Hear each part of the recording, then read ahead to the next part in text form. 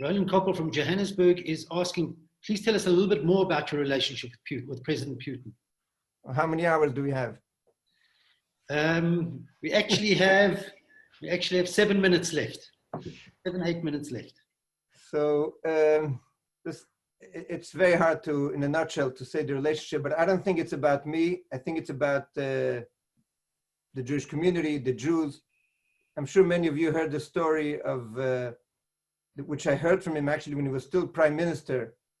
He told me the story of how, as a young child, he grew up in a communal apartment. In the Soviet Union, they used to take these big apartments, divide them into 5, and 5 families to move into an apartment, share the same kitchen, the same restroom, and they all lived in one room. So he lived in such an apartment. They were a very poor family, and next door to him was this Hasidic family who practically adopted him because his parents were very poor. They used to work till very late at night. Each one had 2 jobs. So they used to feed him every day, help him with his homework, take him to stores for when they went out shopping. And he remembers the Friday night at the table. He remembers eating gefilte fish. He remembers this father sitting, like he says, taking this cover over his head and praying for a few hours under this big cover. And then sitting down at the Shabbat table. And after finishing the meal, taking out a Talmud and sitting there for hours and learning. He said he never saw love as much as he saw in this family.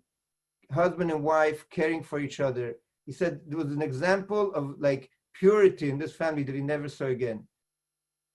And nobody then knew that this young child is going to become the president of Russia.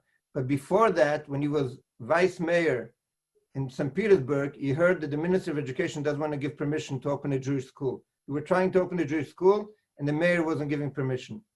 The Minister of Education, sorry.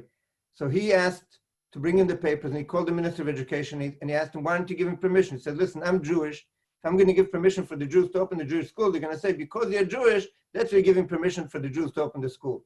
So I took the papers, the Prime Minister Putin tells me at that time, and I signed the papers for a Jewish school to open up. That was the way I paid back this Jewish family for what they did for me.